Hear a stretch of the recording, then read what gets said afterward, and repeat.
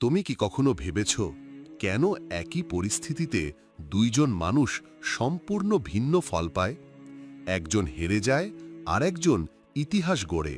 কেন? কারণ তাদের পরিস্থিতি আলাদা না, তাদের চিন্তাধারা আলাদা। আজকের ভিডিওতে আমি তোমাকে এমন একটা জিনিস বুঝাতে চাই, যদি তুমি এটা আয়ত্ত করতে পারো তোমার পুরো জীবন বদলে যাবে। আর সেটা হলো তোমার চিন্তাধারা।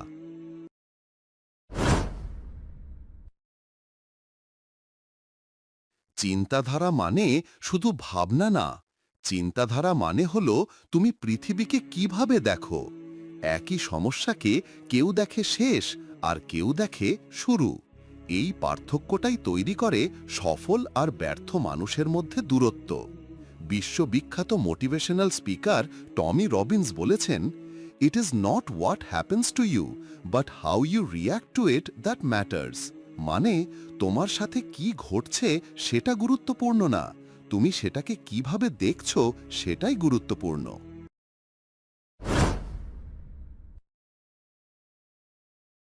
আমরা অনেক সময় বলি, আমার ভাগ্য খারাপ, আল্লাহ আমাকে কেন এমন দিলেন। কিন্তু একজন মুমিনের চিন্তাধারা কেমন হওয়া উচিত? রাসূল সাল্লাল্লাহু সাল্লাম বলেছেন, সহি মুসলিমে বর্ণিত, শক্তিশালী মুমিন দুর্বল মুমিনের চেয়ে উত্তম এবং আল্লাহর কাছে অধিক প্রিয়। এখানে শক্তি শুধু শারীরিক না, এটা মানসিক শক্তি, চিন্তার শক্তি, ঈমানের শক্তি। যখন তোমার চিন্তাধারা বদলায়, তোমার দোয়া বদলায়, তোমার নিয়ত বদলায়, তোমার জীবন বদলায়।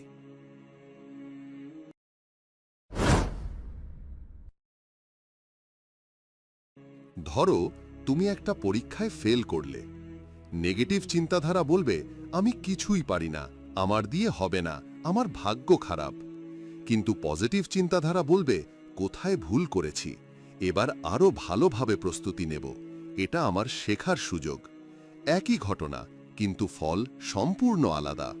অনেক বড় বড় সফল মানুষ জীবনে বহুবার ব্যর্থ হয়েছেন। যেমন ওয়াল্ট ডিজনি, তাকে একসময় বলা হয়েছিল সে নাকি ক্রিয়েটিভ না।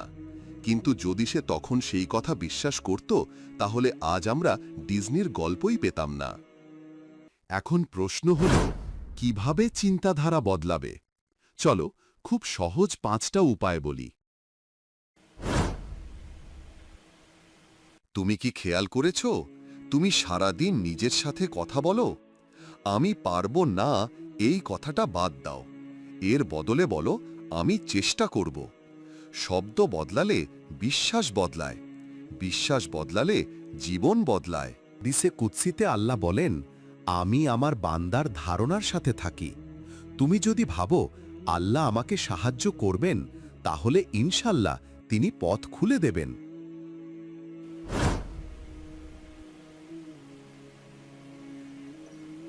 যারা সব সময় বলে এই দেশে কিছু হবে না, তোর দ্বারা হবে না, তাদের থেকে দূরে থাকো, কারণ পরিবেশ তোমার চিন্তাধারা তৈরি করে।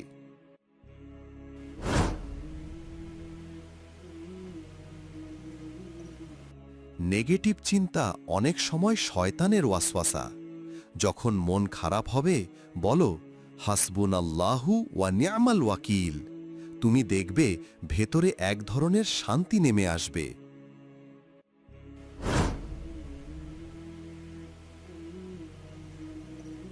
ব্যর্থতা মানে শেষ না, ব্যর্থতা মানে ফিডব্যাক। বিশ্বের সবচেয়ে ধনী ব্যক্তিদের একজন ইলন মাস্ক একের পর এক রকেট ফেল করেছেন, কিন্তু তিনি থামেননি, কারণ তার চিন্তাধারা ছিল, আমি শিখছি।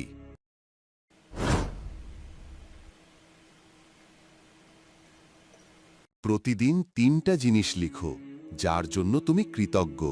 তুমি দেখবে তোমার মন ধীরে ধীরে পজিটিভ হয়ে যাচ্ছে।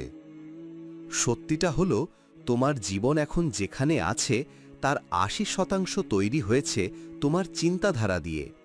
তুমি যদি সবসময় ভয় পাও, তাহলে সুযোগ দেখলেও এগোবে না। কিন্তু তুমি যদি বিশ্বাস করো, আমি শিখব, আমি বাড়ব, তাহলে পুরো পৃথিবী তোমার জন্য সুযোগ হয়ে যাবে। ভাবো, আজ যদি তুমি হতাশায় ডুবে থাকো, কিন্তু আল্লাহ তোমার জন্য বড় কিছু পরিকল্পনা করে রেখেছেন। হয়তো আজকের এই কষ্টই তোমাকে সেই জায়গায় নিয়ে যাবে যেখানে তুমি একদিন দাঁড়িয়ে বলবে, আলহামদুলিল্লাহ, আমি হাল ছাড়িনি। আজ থেকে একটা সিদ্ধান্ত নাও, আমি পরিস্থিতি বদলানোর আগে আমার চিন্তাধারা বদলাবো, কারণ চিন্তাধারা বদলান জীবন বদলে যাবে। যদি ভিডিওটা তোমার ভালো লাগে তাহলে লাইক দাও, শেয়ার করো আর কমেন্টে লেখো, আজ থেকে আমি বদলাবো।